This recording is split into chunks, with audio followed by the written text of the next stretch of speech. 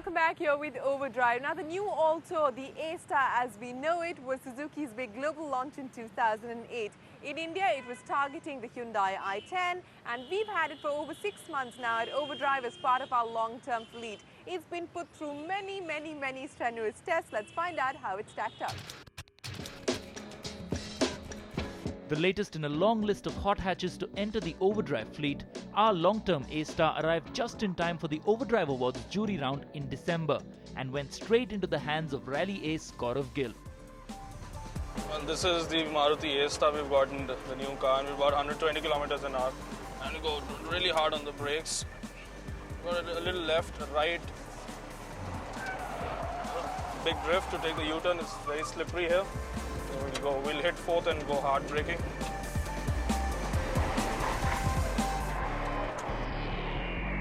That's pretty much my driving style. I think in the 4 lakh bracket, this makes the max sense. It's got decent amount of space, very good interiors. I think I especially like the rev counter, which is very sporty. The finish of the car is nice. The car feels good.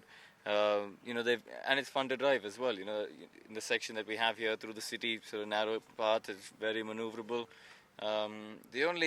I'd say the only downside is the rear seat seems really small. After its rather frantic initiation, the A-star settled down into the Overdrive garage, and after a few days behind the wheel, darting in and out of city traffic, the team were all praised for the A-star's unconventional interiors. As Marutis go, the A-star is pretty much standard. That's in terms of fit and finish, plastic quality and stuff. But if you look at the tachometer of this car, which is placed outside the usual instrument binnacle, it sets the tone for this car's interiors. Inside, everything that you would normally expect is there, but it's just not in the places you expected. This takes 10 minutes of getting used to, but once you do, it's brilliant.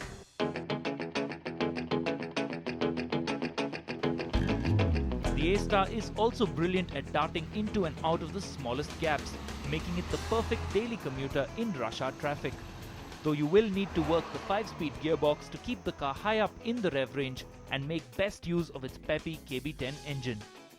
Over the last year and a half, I have regularly been using large cars as my long-termers, but for brief intervals in between, the car that I've appreciated the most coming from a city like Mumbai, which is chock-a-block with traffic all the time, is this, the Maruti Suzuki A-star. It's small, it's compact, it's got a light steering, a very slick gearbox, so you can maneuver in and out of traffic very easily. Makes this a delight to drive in cities which are very crowded. What will really plaster the smile onto your face is the mileage. Our car returned an average of 13 to 14 kilometers per litre throughout its stint with Team Overdrive. It went through 2 routine services, the second included replacing a dented front panel, and kept right on going. In fact, after 6 months and over 6,000 kilometers, the only things we could possibly crib about is the evident lack of space in the rear and the rather tinny music system. You've got 4 lakh rupees to blow on a small car. Now what would you buy? You can buy a whole load of second-hand cars, nice big cars, or you can buy a new Hyundai i10 or the Maruti Suzuki A-star. Now personally, I've always preferred the i10, chiefly because I'm not small and I don't fit inside the backseat of the A-star. But I've come to realize that the 1.1 litre i10 isn't available with airbags or ABS. The A-star, it is. And that's why I think this makes for the best buy in the small car segment.